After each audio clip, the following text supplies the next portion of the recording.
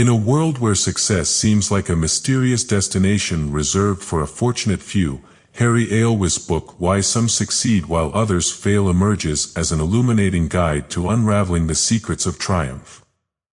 Alewis, a visionary entrepreneur and a scholar of the psychology of success, invites us to explore the complex dynamics that set winners apart from those who lag behind. Throughout these chapters, Alewis takes us on a fascinating journey into the minds and lives of those who have conquered the peaks of success, as well as those who have foundered in the sea of mediocrity. With a penetrating gaze, he analyzes the patterns of thought, attitudes, and strategies that distinguish winners from losers in various realms of life, whether in business, sports, art, or any other human endeavor. This book not only offers profound reflection on the fundamental elements of success but also provides practical tools and exercises that can help you unleash your fullest potential.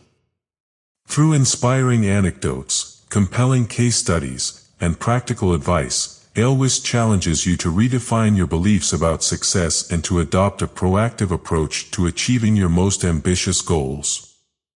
From the importance of a positive mindset to the ability to manage failure gracefully, Why Some Succeed While Others Fail offers an invaluable roadmap for those seeking to unlock their true potential and achieve greatness in a world full of opportunities and challenges.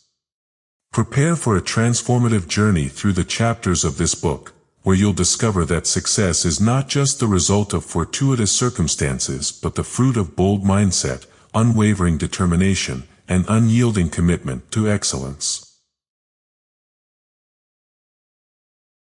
Why Some Succeed While Others Fail by Harry A. Lewis. Success and failure. Young man, two ways are open before you in life. One points to degradation and want, the other, to usefulness and wealth. In the old Grecian races one only, by any possible means, could gain the prize, but in the momentous race of human life there is no limiting of the prize to one. No one is debarred from competing, all may succeed, provided the right methods are followed. Life is not a lottery. Its prizes are not distributed by chance. There can hardly be a greater folly, not to say presumption, than that of so many young men and women who, on setting out in life, conclude that it is no use to mark out for themselves a course, and then set themselves with strenuous effort to attain some worthy end, who conclude, therefore, to commit themselves blindly to the current of circumstances. Is it anything surprising that those who aim at nothing, accomplish nothing in life? No better result could reasonably be expected. 20 clerks in a store, 20 apprentices in a shipyard, 20 young men in a city or village, all want to get on in the world, most of them expect to succeed. One of the clerks will become a partner, and make a fortune, one of the young men will find his calling and succeed. But what of the other 19? They will fail, and miserably fail, some of them. They expect to succeed, but they aim at nothing, content to live for the day only, consequently, little effort is put forth, and they reap a reward accordingly. Luck. There is no luck about it. The thing is almost as certain as the rule of 3. The young man who will distance his competitors is he who will master his business, who lives within his income, saving his spare money, who preserves his reputation, who devotes his leisure hours to the acquisition of knowledge, and who cultivates a pleasing manner, thus gaining friends. We hear a great deal about luck. If a man succeeds finely in business, he is said to have good luck. He may have labored for years with this one object in view, bending every energy to attain it. He may have denied himself many things, and his seemingly sudden success may be the result of years of hard work, but the world looks in and says, "He is lucky." Another man plunges into some hothouse scheme and loses, he is unlucky. Another man's nose is perpetually on the grindstone, he also has bad luck. No matter if he follows inclination rather than judgment, if he fails, as he might know he would did he but exercise one half the judgment he does possess, yet he is never willing to ascribe the failure to himself, he invariably ascribes it to bad luck, or blames someone else. Luck. There is no such factor in the race for success. Rufus Choate once said, "There is little in the theory of luck which will bring man success, but work, guided by thought, will remove mountains or tunnel them." Carlyle said, "Man, know thy work, then do it." How often do we see the sign, "Gentlemen will not, others must not loaf in this room." True, gentlemen never loaf, but labor. Fireflies shine only in motion. It is only the active who will be singled out to hold responsible positions. The fact that their ability is manifest is no sign that they are lucky.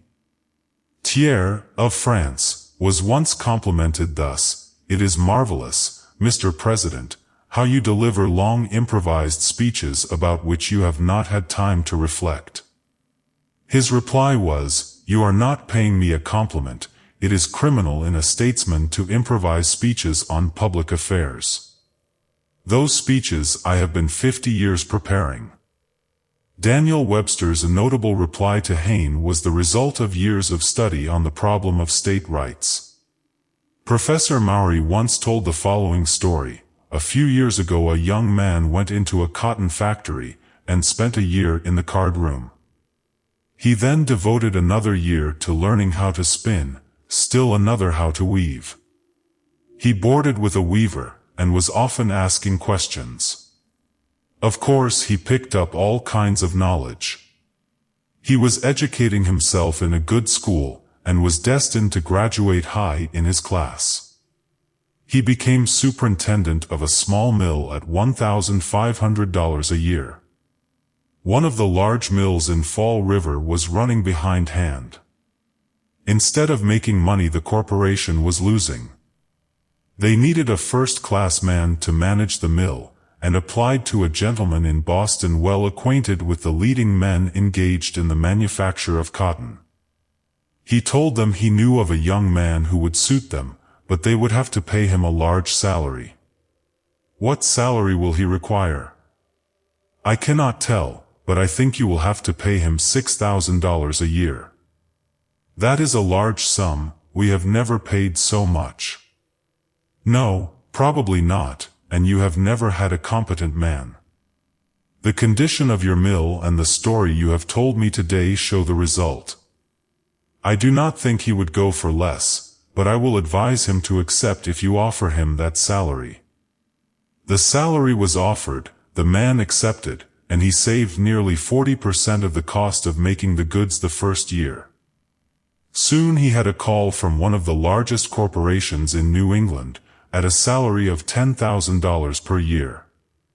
He had been with this company but 1 year, when he was offered another place at $15,000 per year. Now some will say, "Well, he was lucky, this gentleman was a friend who helped him to a fat place." My dear reader, with such we have little patience. It is evident that this young man was determined to succeed from the first. He mastered his business, taking time and going thorough. When once the business was mastered, his light began to shine. Possibly the gentleman helped him to a higher salary than he might have accepted, but it is also evident that his ability was manifest. The gentleman knew whereof he spoke. The old proverb that, "circumstances make men," is simply a wolf in wool. Whether a man is conditioned high or low, in the city or on the farm, if he will, he will. They can who think they can. Wishes fail but wills prevail. Labor is luck. It is better to make our descendants proud of us than to be proud of our ancestry. There is hardly a conceivable obstacle to success that some of our successful men have not overcome. What man has done, man can do. Strong men have wills, weak ones, wishes. In the contest, wills prevail. Some writers would make men sticks carried whither the tide takes them. We have seen that biography vetoes this theory. Will make circumstances instead of being ruled by them. Alexander Stevens, with a dwarf's body, did a giant's work. With a broken scythe in the race he overmatched those with fine mowing machines. Willpower, directed by a mind that was often replenished, accomplished the desired result. Anyone can drift. It takes pluck to stem an unfavorable current.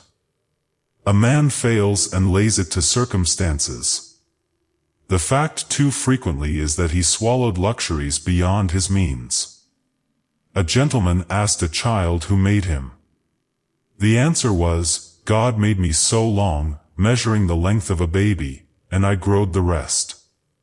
The mistake of the little deist in leaving out the God of his growth illustrates a conviction: we are what we make ourselves. Garfield once said, if the power to do hard work is not talent, it is the best possible substitute for it. Things don't turn up in this world until someone turns them up. A pound of pluck is worth a ton of luck. Luck is a false light, you may follow it to ruin, but never to success. If a man has ability which is reinforced by energy, the fact is manifest, and he will not lack opportunities. The fortunes of mankind depend so much upon themselves, that it is entirely legitimate to inquire by what means each may make or mar his own happiness, may achieve success, or bring upon himself the sufferings of failure. Concentration of effort.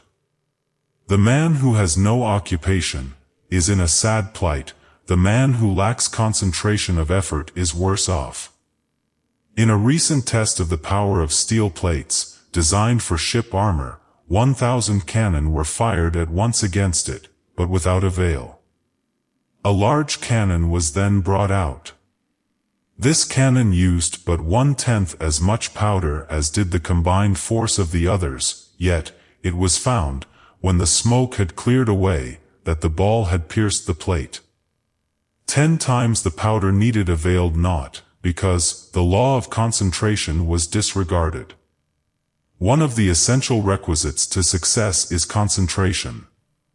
Every young man, therefore, should early ascertain his strong faculties, and discern, if possible, his especial fitness for any calling which he may choose. A man may have the most dazzling talents, but if his energies are scattered he will accomplish nothing. Emerson says, a man is like a bit of Labrador spar, which has no luster as you turn it in your hand, until you come to a particular angle, then it shows deep and beautiful colors.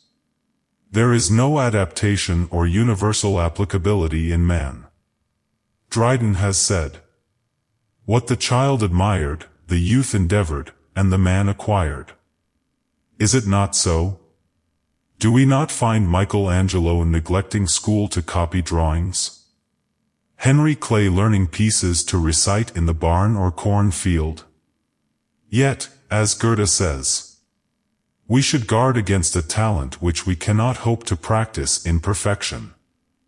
Improve it as we may, we shall always, in the end, when the merit of the master has become apparent to us, painfully lament the loss of time and strength devoted to such botching. The man who would know one thing well, must have the courage to be ignorant of 1,000 other things, no matter how attractive they may be, or how desirable it may seem to try them. Phineas Taylor Barnum, the veteran showman, who has lost several fortunes but risen above all, paid every dollar of his indebtedness, and is today a millionaire, says in his lecture on The Art of Money Getting, be a whole man in whatever you undertake. This wholeness is just what distinguishes the shabby, blundering mechanic from the splendid workman. In earlier times, when our country was new, there might have been a chance for the man who gave only one corner of his brain to his chosen calling, but in these days of keen competition it demands the most thorough knowledge of the business, and the most earnest application to bring success. Stick to your business, and you may be sure that your business will stick to you. It is this directing your whole mind and energies at one point that brings success. The first thing a young man should do after selecting his vocation is to become thoroughly satisfied with his choice. He must be thoroughly satisfied or he is defeated at the start. In arriving at this decision, he must bear in mind that if he would find a calling in which all will be sunshine, where the clouds never darken the pathway, he must look in some other world for that calling. On earth there are no such callings to be found. When we see Spurgeon, the great London preacher, swaying the multitudes, we possibly do not remember the time when, as a poor boy of but 18, he begins preaching on the street corners to a shabby crowd. We would possibly be willing to partake of the fame that he may now enjoy, but might object to the pastoral visiting he is obliged to do each week. We would not object to the fame of Webster, of Calhoun, or of Clay, but we might think it tedious to work night after night to obtain the knowledge which brought this fame. Ah! How many of us would, Peter, out in a short time? When one is satisfied with his calling, he must work at it, if need be, day and night, early and late, in season and out of season, never deferring for a single hour that which can now be done. The old proverb, "What is worth doing at all is worth doing well," was never truer than it is today. A certain class are clamoring for a division of the national wealth. They are like the worthless vagabond who said to the rich man, "I have discovered that there is money enough in the world for all of us if it was equally divided. This must be done, and we shall all be happy together." "But," replied the rich man, "if everybody was like you it would be spent in 2 months, and what would we then do?" Oh! Divide again, keep dividing, of course. And yet a very considerable number of people think this is the solution of the labor problem. The point is, we must distinguish the dividing line between the rights of property and the wrongs of oppression. Either extreme is fatal. Education is surely the solution of the labor question.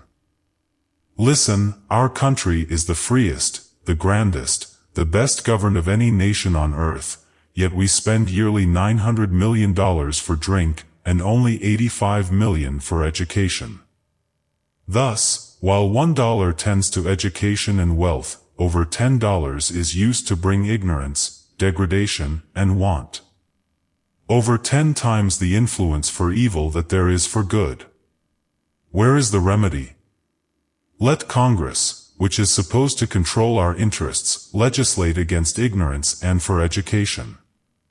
Suppose that 900 millions were yearly used to educate deserving young men and women in colleges, inaugurated into a fresh air fund for the children in our large cities who have never been under its ennobling influence, but who, on the contrary, have never seen aught but vice and degradation. 900 millions in 1 year. 9,000 millions in 10 years. How many thousands of young men could go through college if aided each, $100 per year? If it were wholly devoted to this purpose, 9 million young people could be helped through college in 4 years. In 10 years there would be 18 or 20 million college graduates from this source alone. What would be the result? Suppose again that the money was devoted to building tenement houses that would be fit for human beings to live in. Look at the wonderful good that could be done. I am not desirous of giving here a dry temperance lecture, but the object of this work is to aid others to success. And if vice and drink were removed there would be but little need for further advice. Ah! There lies the root of the evil. Strike the root, pull it up and trample it underfoot until it is dead. Never allow it to take root again, and you can reasonably expect to be at least fairly successful. This chapter is on concentration of effort. Possibly some will imagine that we have wandered, not at all, as we see it. The abolition of these vices tends toward concentration, bad habits, of no matter what nature lead to failure and tend to draw the attention from one's calling. Then let the young man who would succeed join his heart, his sympathies, his desires, with the right. Let him live a consistent life, let him lead a strictly temperate life, let him give his whole influence to temperance, resting assured that, if he puts his purposes into action, that he will succeed in more ways than one. Self-reliance. Of all the elements of success, none is more essential than self-reliance, determination to be one's own helper, and not to look to others for support. God never intended that strong independent beings should be reared by clinging to others, like the ivy to the oak, for support. God helps those who help themselves, and how true we find this quaint old saying to be. Every youth should feel that his future happiness in life must necessarily depend upon himself, the exercise of his own energies, rather than the patronage of others. A man is in a great degree the arbiter of his own fortune. We are born with powers and faculties capable of almost anything, but it is the exercise of these powers and faculties that gives us ability and skill in anything. The greatest curse that can befall a young man is to lean, while his character is forming, upon others for support. James Abram Garfield, himself one of the greatest examples of the possibilities in our glorious republic, once said, "The man who dares not follow his own independent judgment, but runs perpetually to others for advice, becomes at last a moral weakling, and an intellectual dwarf.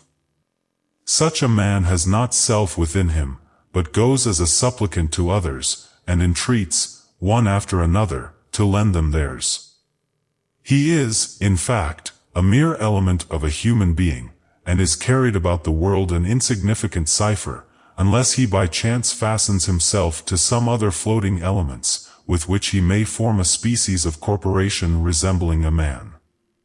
The best capital with which a young man can start in life, 9 times out of 10, is robust health, good morals, fair ability, and an iron will, strengthened by a disposition to work at some honest vocation. We have seen in the preceding pages that a vast majority of our great men started life with these qualifications and none other. The greatest heroes in battle, the greatest orators, ancient or modern, were sons of obscure parents. The greatest fortunes ever accumulated on earth were the fruit of great exertion. From Croesus down to Astor the story is the same. The oak that stands alone to contend with the tempest's blast only takes deeper root and stands the firmer for ensuing conflicts, while the forest tree, when the woodman's axe has spoiled its surroundings, sways and bends and trembles, and perchance is uprooted. So is it with man. Those who are trained to self-reliance are ready to go out and contend in the sternest battles of life, while those who have always leaned for support upon those around them are never prepared to breast the storms of life that arise. How many young men falter and faint for what they imagine is necessary capital for a start? A few thousands or even hundreds, in his purse, he fancies to be about the only thing needful to secure his fortune. How absurd is this, let the young man know now, that he is unworthy of success so long as he harbors such ideas. No man can gain true success, no matter how situated, unless he depends upon no one but himself. Remember that. Does not history bear us out in this? We remember the adage, few boys who are born with a silver spoon in their mouth ever achieve greatness. By this we would not argue that wealth is necessarily derogatory to the success of youth. To the contrary, we believe it can be a great help in certain cases and conditions, but we have long since discarded the idea that early wealth is a pre-eminent factor in success. If we should give our unbiased opinion, we should say that, to a vast majority of cases, it is a pre-eminent factor of failure. Give a youth wealth, and you only too often destroy all self-reliance which he may possess. Let that young man rejoice, rather, whom God hath given health and a faculty to exercise his faculties. The best kind of success is not that which comes by accident, for as it came by chance it will go by chance. The wisest charity, in a vast majority of cases, is helping people to help themselves. Necessity is very often the motive power which sets in motion the sluggish energies. We thus readily see that poverty can be an absolute blessing to youth.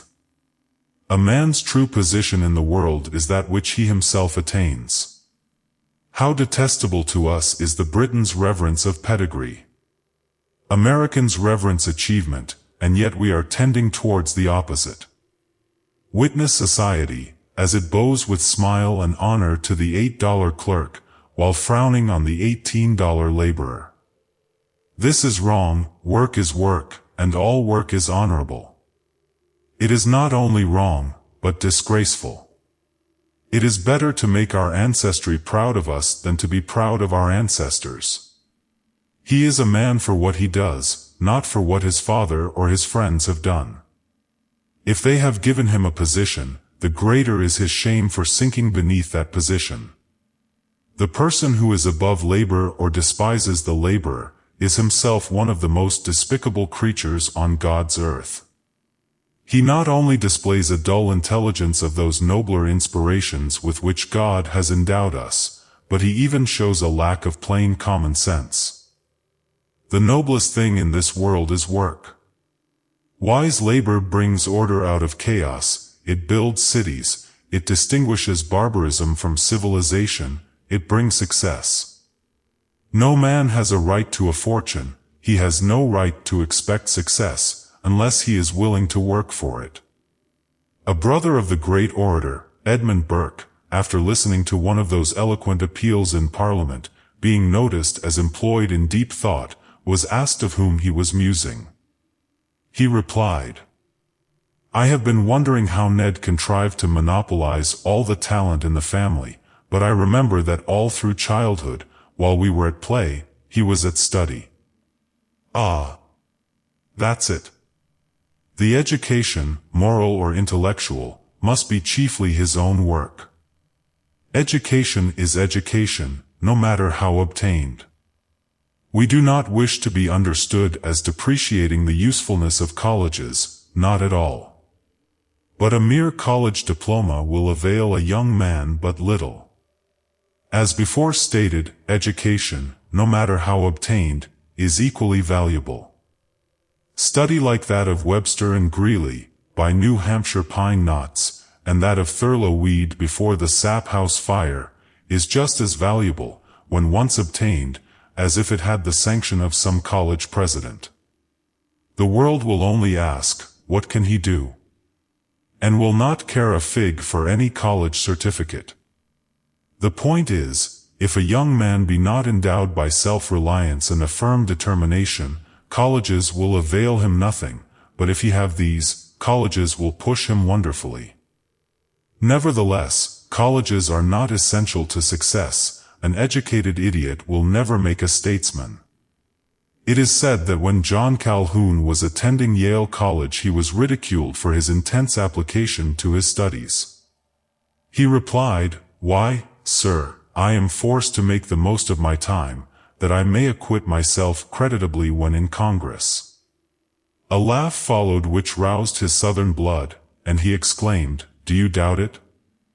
I assure you that if I was not convinced of my ability to reach the national capital as a representative within 3 years from my graduation, I would leave college this very day." While there are some things in this speech that were possibly unbecoming, yet the principle of self-reliance, this faith in himself, this high aim in life, was undoubtedly the marked characteristic which brought to Calhoun his splendid success. No young man will ever succeed who will not cultivate a thinking mind. If he is not original in aims and purposes he will not succeed. Witness the attempt of others to continue the business of Stuart. They had not only his experience, but the benefit of his great wealth. He succeeded without either, they failed with both. He was obliged to establish a business, they had the benefit of his great patronage. It has been said that a lawyer cannot be a merchant. Why? While a lawyer he thinks for himself, when a merchant he allows others to think for him. A certain great manufacturer made, kid, gloves his specialty, and so well did he succeed that today his trademark imports to manufactured rat skins a value incommunicable by any other talisman. It is a poor kind of enterprise which thus depends upon the judgment of others. What can be more absurd than for a man to hope to rank as a thundering Jupiter when he borrows all his thunder? Remember that the world only crowns him as truly great who has won for himself that greatness. Economy of time. Full many a gem, of purest ray serene, the dark unfathomed caves of ocean bear, full many a flower is born to blush unseen, and waste its sweetness on the desert air. How many young men for whom nature has done so much, blush unseen, and waste their ability? Franklin said, "Dost thou love life? Then do not squander time, for that is the stuff life is made of." We have seen how Franklin used his time. Born the son of a soap boiler, lived to become one of our most noted philosophers, died worth thousands. Advice from such men carries conviction, for we cannot but feel that our chances are fully equal to what theirs were. Gladstone, England's most noted premier, once said, "Believe me when I tell you that thrift of time will repay you in after life with usury, but the waste of it will make you dwindle away until you fairly sink out of existence, unknown, unmourned." Thurlow Weed was so poor in boyhood that he was of necessity glad to use pieces of carpet to cover his all but freezing feet. Thus shod he walked 2 miles to borrow a history of the French Revolution, which he mastered stretched prone before the sap fire, while watching the kettles of sap transform to maple sugar. Thus was it that he laid the foundation of his education, which in after years enabled him to sway such mighty power at Albany, known as the Kingmaker. Elihu Burritt, a child of poverty, the son of a poor farmer, the youngest of 10 children. He was apprenticed at 18 to a blacksmith. He wanted to become a scholar and bought some Greek and Latin works, carrying them in his pocket and studying as he worked at the anvil. From these he went to Spanish, Italian, and French. He always had his book near him and improved every spare moment. He studied 7 languages in 1 single year. Then he taught school 1 year, but his health failing, he went into the grocery business. Soon what money he had was swept away by losses. Here we see him at 27, life seemingly a failure. Alas! How many would have given up? He left New Britain, his native town, walked to Boston, and from there to Worcester, where he once more engaged himself at his trade. His failure in business turns his attention once more to study. He now is convinced as to the proper course to pursue, his aim is fixed, and he now sets himself strenuously about the accomplishment of his purpose. At 30 years of age he is master of every language of Europe, and is turning his attention to those of Asia, such as Hebrew, Syriac, Chaldaic. He is offered by a wealthy gentleman a course in Harvard University, but prefers to work with his hands while he studies. He now begins to lecture, and everybody is eager to hear the learned blacksmith. After a very successful tour he returns to the anvil.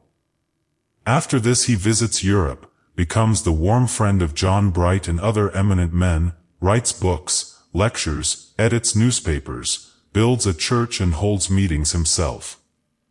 He said, "It is not genius that wins, but hard work and a pure life." He chose the best associates only, believing that a boy's companions have much to do with his success in life. At 68 he died, honored by 2 hemispheres. If our readers want further proof as to the result of improving spare moments, let them study the lives of such men as Douglas, Lincoln, Grant, Garfield, Blaine, Cleveland, and others too numerous to mention, and they will find that they were reared in the lower walks of life, but by using every available minute they have been enabled to rise to influence and usefulness. By this means they have worked the very odds and ends of time into results of the greatest value. An hour every day, for 10 years, will transform anyone of ordinary ability from ignorance to learning. Think of it. 1 hour could be easily improved each evening, counting 300 weekdays to a year. In 10 years you have spent 3,000 golden hours. If directed toward some specific end, think what it would accomplish. Then there are the Sundays devoted to religious knowledge. One of the first things to be learned by him who would succeed is economy of time. Lost wealth can be replaced by industry, lost health by hygiene, but lost time is gone forever. The most frequent excuse one hears is, "I have no time." They cheat themselves with the delusion that they would like to do this or that, but cannot as they have no leisure. Dear reader, did you ever think that the more a person has to do, the more they feel they can do? Look at the men in our own community who have done the most for mankind. Are they the wealthy, whose only duty seems to be to kill time? No. Almost universally they are the overworked class who seem already burdened with cares. These are the men who find time to preside at public meetings, and to serve on committees. It is easier for an overworked man to do a little more than for a lazy one to get up steam. A light stroke will keep a hoop in motion, but it takes a smart blow to start it. The busy man succeeds, while others are yawning and stretching, getting their eyes open. He will see the opportunity and improve it. Complain not that you have no leisure. Rather be thankful that you are not cursed with it.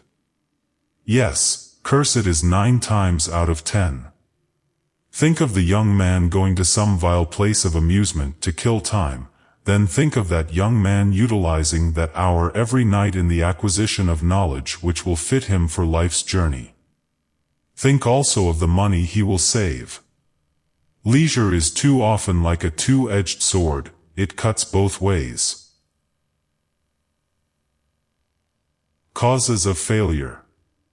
Horace Greeley has truly said, "If any man fancies that there is some easier way of gaining $1 than by squarely earning it, he has lost the clue to his way through this mortal labyrinth, and must henceforth wander as chance may dictate." Look about you, how many there are who are determined to share all the good things of this world without exchanging an equivalent. They go into business, but are not content to wait patiently, adding $1 to another, and thus rendering to mankind an equivalent for this wealth for which they are asking. This excessive haste to become rich is one of the most frequent causes of failure.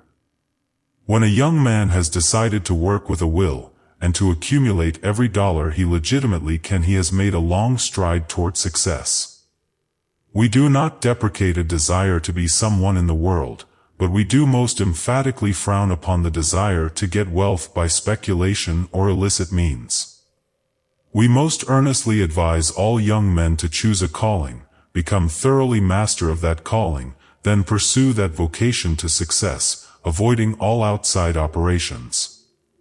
Another man who has dealt in stocks all his life may be able to succeed, but your business is to stick to your vocation until, if necessary, you fairly wring success from it. Moses Taylor was a successful merchant. He had long deposited with the city bank, and was finally made its president. The late Commodore Vanderbilt often tried to induce him to enter into his grand speculations, but of no avail. At last the crash of '57 came. The bankers called a meeting to discuss the situation. One bank after another reported drafts of from 60 to even 90% of their specie. When Mr. Taylor was called, he replied, "The city bank contained this morning $400,000, tonight we had $480,000.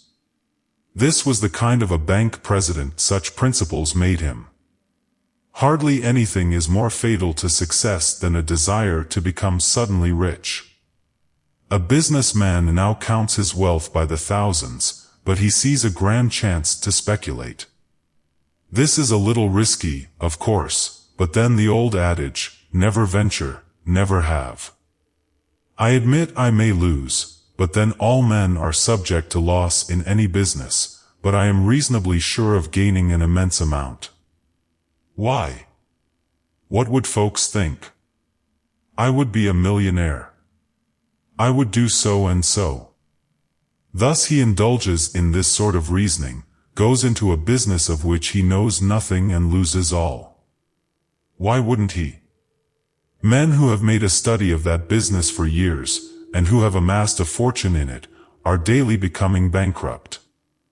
What an idiot a man makes of himself when he leaves a calling in which he has been eminently successful to embark in a calling which is, at best, uncertain, and of which he knows nothing. Once for all, let me admonish you, if you would succeed, never enter outside operations, especially if they be of a speculative nature. Select a calling, and if you stick to your calling will stick to you. Frequent changes of business is another cause of failure, but we have treated this subject quite thoroughly elsewhere in this work. Therefore it seems to us that to add more here would be superfluous. True it is that some men have succeeded who have seemingly drifted about. Dr. Adam Clark has said, "The old adage about too many irons in the fire conveys an abominable lie. Keep them all a-going, poker, tongs and all." But Dr. Clark seems to forget that the most of the people who try to follow his advice either burn their fingers or find their irons cooling faster than they can use them.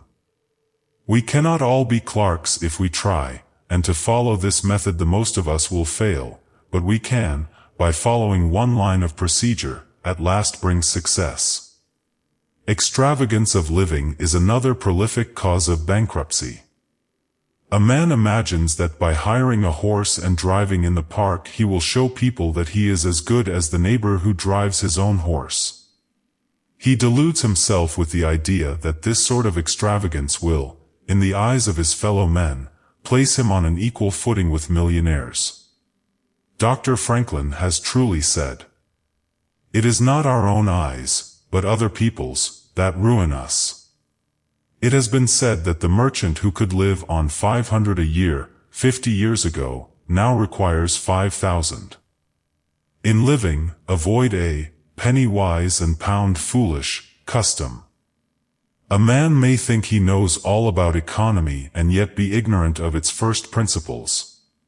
For instance, a businessman may save every imaginable piece of writing paper, using all the dirty envelopes that come in his way.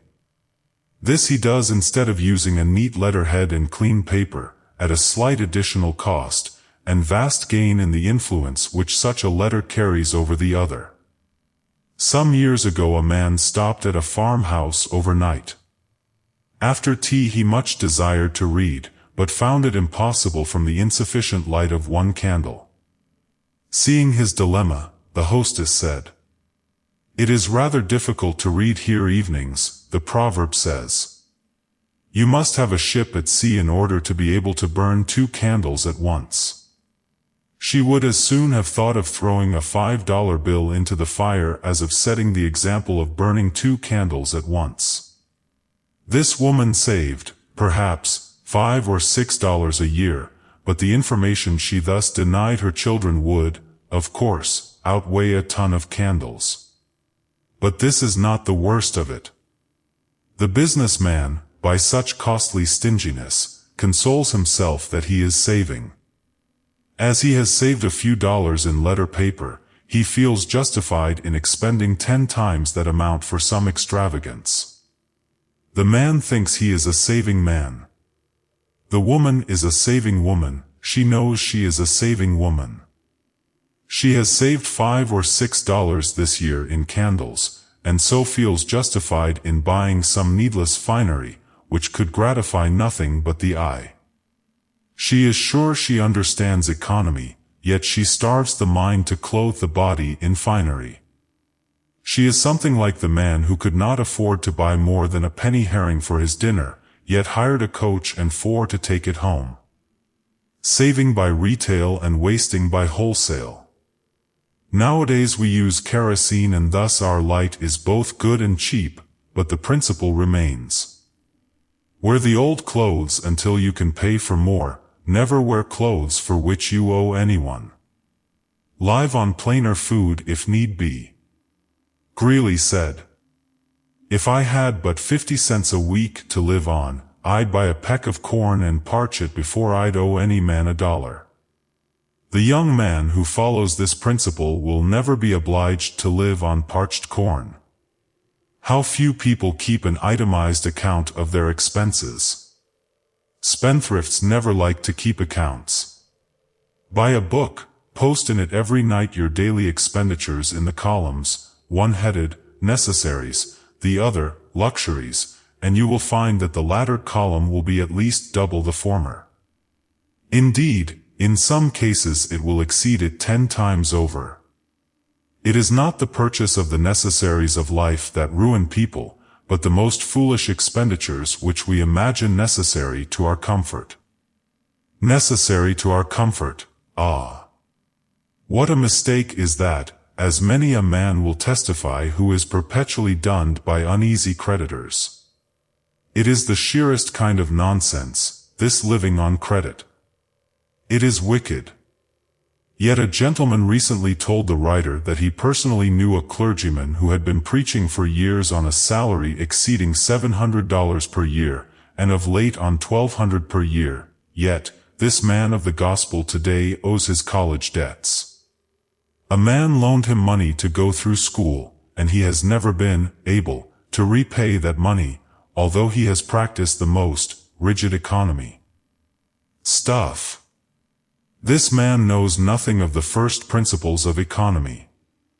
In my opinion, there are many clergymen who will have to answer for the sin of extravagance. There are many more who will have to answer for the sin of slothfulness. The Bible says, 6 days shalt thou labor and do all thy work. Ah! There is a part of the commandments too often skipped flippantly over. Many a clergyman would be horrified if asked to do any labor on the 7th day, but would be equally horrified if accused of sinning by attending to a foreign business, thereby neglecting to do all his labor during the 6 other days. God gives us ample time to do our work, and it is a sin to leave any of it undone. God expects a man to choose some calling, and he also expects that man to master that calling, and he expects him to do his utmost to excel in that calling. No clergyman can spend 4 days out of a week in some foreign work, and in the 2 remaining days thoroughly prepare himself for the Sabbath work. For 2 reasons. One is, he disregards the law of concentration, divides his mind and thoughts, hence, loses force and influence. The other, that God does not approve of other than our best effort. This preacher will occupy 1 hour in preaching a 25-minute discourse, and then complain because people are not interested in his sermons. We do not justify Sabbath breaking, nor a lack of religious interest, but the preacher who is unwilling to take any responsibility upon himself for such a state of things is lacking somewhere. We speak of the clergyman simply as illustrative of our idea in this matter. The same rule applies to the lawyer, physician, or merchant, the mechanic, artist or laborer. If I was a day laborer building a stone wall, I'd study my work and push it so vigorously that I would soon be, if not the best, at least one of the best workmen anywhere to be found. Strive to be an authority. Wasted opportunity, there is the root of thousands of failures. A recent paper states that 9/10 of our young lawyers fail from lack of study. Here is a thought for the clergyman who thinks he should have a better place. Of course there are circumstances to be considered, but the man of determination bends circumstances to his will.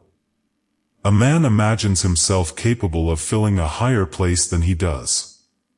He imagines himself a Webster, a Lincoln, a Garfield, a Spurgeon, but vainly waits for circumstances to favor his deserved promotion.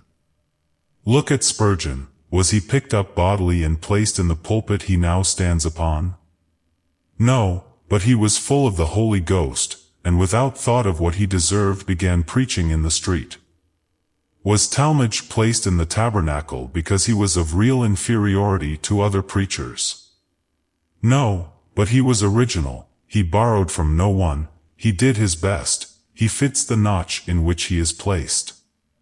Did people get down on their knees to Beecher, begging him to occupy Plymouth Church? They recognized the necessity of concentration, and, although you see them in other fields, at times, still it was not until they had mastered their first undertaking. Elihu Burritt mastered over 40 different languages by taking one at a time. The writer, in early youth, learned a lesson which has ever been of inestimable benefit to him. The next lessons would begin fractions, something we never had taken. We began to glance through that part of the book, and soon became thoroughly convinced that we should never be able to master their intricacies, at once becoming despondent. Coming home at night, he spoke of his discouragement, when his father set to work explaining the first principles. Thus, step by step, the stubborn principles were mastered, and today, if there is any part of arithmetic in which he excels, it is in fractions. Never cross bridges until you come to them. A man should plan ahead, but he should be hopeful, not confident, should never borrow trouble, and must avoid all extremes. Another cause of failure is the habit of endorsing without security. No one should ever endorse any man's paper without security or an equivalent. I hold that no man has a right to ask you to endorse his paper unless he can either endorse for you or give good security. Of course, there are cases where a brother, who is young and cannot give security, can be helped into business, but his habits must be his security, and his duty is to have made his previous life a guarantee of his ability to safely conduct the business. But even in such cases, a man's first duty is to his family, and he should never endorse, even a brother's paper, to a greater amount than he feels that he could reasonably lose. A man may be doing a thriving manufacturing business, another man comes to him and says, "You are aware that I am worth $20,000, and don't owe $1, my money is all locked up at present in my business, which you are also aware is today in a flourishing condition. Now, if I had $5,000 today, I could purchase a lot of goods and double my money in a few months. Will you endorse my note for that amount?" You reflect that he is worth $20,000, and, therefore, you incur no risk by endorsing his note. Of course, he is a neighbor, you want to accommodate him, and you give him your name without taking the precaution of being secured. Shortly after, he shows you the note, cancelled, and tells you, probably truly, that he made the profit expected by the operation. You reflect that you have done him a favor, and the thought makes you feel good.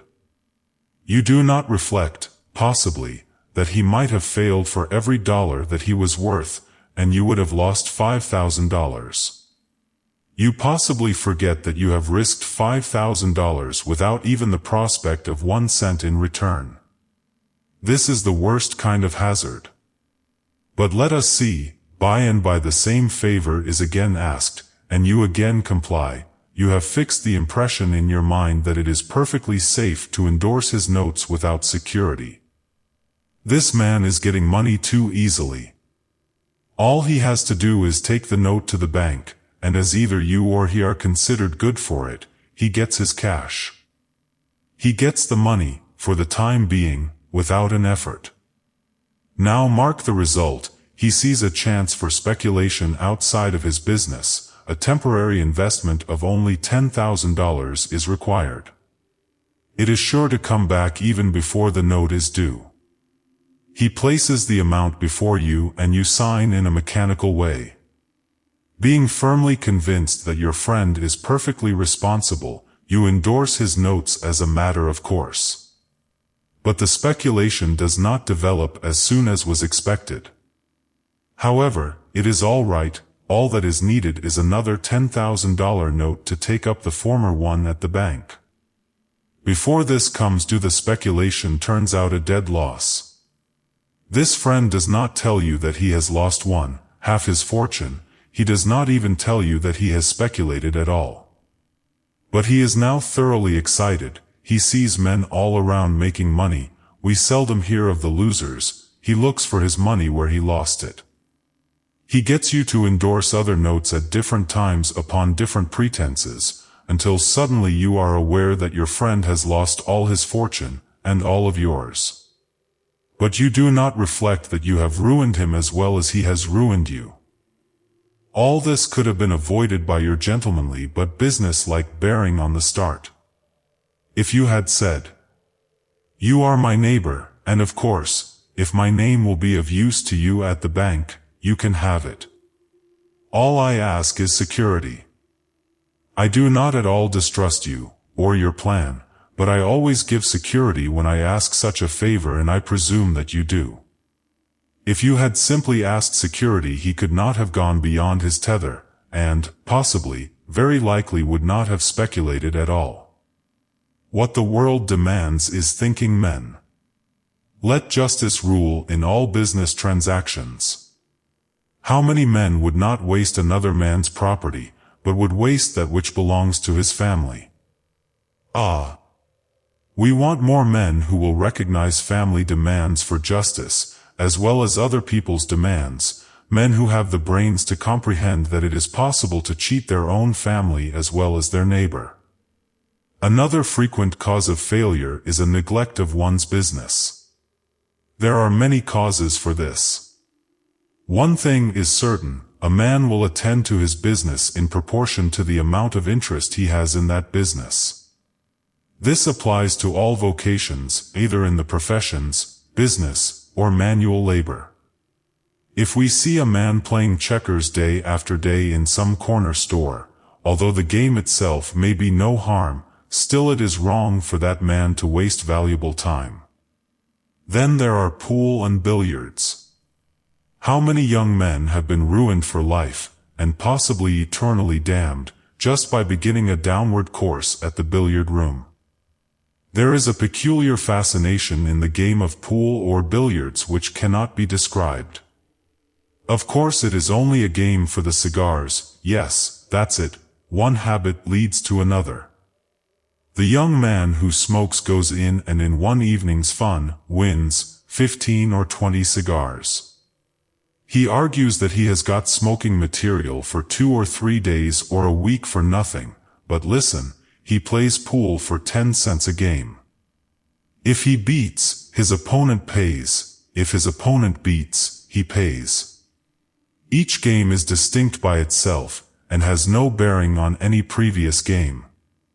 Now, if you play and win 2 out of 3 games right straight along, you are steadily losing. Every game you lose is 10 cents gone that you cannot possibly win back. If you play 25 games, and it won't take long for good players to do that in an evening, and you win 2 out of 3, you will then be out at least 80 cents. If you win 24 out of the 25, you would be out 10 cents. Don't you see that the percentage is against the player? You never heard of a man making anything playing pool or billiards unless he was in the business. You have personally seen many young men working by the day who admit that they have spent from $100 to $1,000 during the 3 to 5 years they had played. Now, why is it some succeed while others fail? There is one thing that nothing living ever naturally liked except a vile worm, and that is tobacco. Yet, how many people there are who cultivate this unnatural habit? They are well aware that its use does harm. It is a harder job to learn it than to learn to like castor oil, yet they will persist in it until they learn to long for it. Young lads regret that they are not men. They would like to go to bed boys and wake up men. Little Charlie and Harry see their fathers or uncles smoke. If not, then they see somebody's father or uncle puffing along the street, taking comfort, and they think that is one of the essentials of being a man. So they get a pipe and fill it with tobacco, and as the parents, instead of persisting until they gain their affections, slowly teaching them to detest wrong, fly to pieces and say, "I will whip you if I see you doing that again." So little Charlie and Harry get out behind the barn and light up. By and by Charlie says, "Do you like it, Harry?" And that lad dolefully replies, "Not very much, it tastes bitter." Presently he turns pale and soon offers up a sacrifice on the altar of fashion. But the boys stick to it, and at last conquer even their appetites, learning to prefer their quid to the most delicious peach. I speak from personal knowledge, for I have seen the time that I never felt prouder than when behind a 5 or 10 cent cigar or meerschaum. But that time is past with me, and I never see a poor clerk going along the street puffing a cigar which he must know he can ill afford to buy, but I think of what a man once said in speaking of a cigar: "It is a roll of tobacco with fire on one end and a fool on the other." One cigar excites the desire for another, hence the habit grows on a person. These remarks apply with tenfold force to the use of intoxicants. No matter how bountifully a man is blessed with intelligence, if the brain is muddled, and his judgment warped by intoxicating drinks, it will simply be impossible for him to succeed, to his utmost bounds, at least. Orators for years have told you of the degradation and want that the social glass brings us to. Stories innumerable have been told of husbands leaving all they loved in this world to satisfy these unnatural desires. One habit indulged leads to another. We have seen how even the innocent habit of smoking may have an influence in deciding a young man to take the next step. Once in the billiard room, it is not hard to see how the young can be led on to drink, first one thing, then another. We will say nothing of cards. Card playing, gambling, is only the natural result of these other evils, that is, they tend that way, they go with it and it goes with them. Where one is found you will often find the other. The coroner can tell you more about the results of bad habits than I can. To those who today may be so unfortunate as to be under the fascination of any habit, let me say that you can overcome that habit and learn to detest it too. Young man, you desire to be rich and succeed, but you disregard the fundamental principles of success, hence fail. Why wouldn't you? You might as well expect to build a fine house without a foundation. You desire to gain wealth, yet you spend 20 cents every day on one extravagance or another, which, with interest, would amount to over $19,000 at the end of 50 years. There is food for thought for you. When you again wish to yourself that you were rich, and then take 10 cents out of your pocket in the shape of a cigar, and proceed to burn it up, just let the thought pass through your mind, "What a fool I make of myself every day." A man recently told the writer that he spent $1 every day in treating and smoking. He is an ice dealer in New York City, and has done a good business for 30 years. I cannot say how long he has been spending this dollar a day, but I do know that $1 earned each day, with interest, will make a man worth over $475,000 within 50 years. There is enough wasted by the average person within 25 years to make any family well off. The pennies are wasted in the desire to get the dollars. The dollars are not half so essential to success as the pennies. The old saying, "Honesty is the best policy," is surely true in more ways than one. There is more ways than one to succeed in this world. A man may succeed in national honor, and yet have little of this world's goods. Many a congressman, who has but little money, who sometimes feel the need of money, would not exchange places with a Rothschild. But it is not necessary to be either a Rothschild or a Webster, in order to succeed. It is a question in my mind, whether that man, who has lived wholly for self, is happy, even though he be rich as Croesus or as honored as Demosthenes. Therefore let us not entirely lose sight of the fundamental law of success. Do unto others as you would have them do to you. Put yourself in his place. What is success? It is doing our level best. It is the making the most of our abilities. If we do not do this, we both sin, and lose the goal of earthly happiness. And is it too late? No. For time is a fiction, and limits not fate. Thought alone is eternal. Time thralls it in vain. For the thought that springs upward and yearns to regain the pure source of spirit, there is no too late. The end.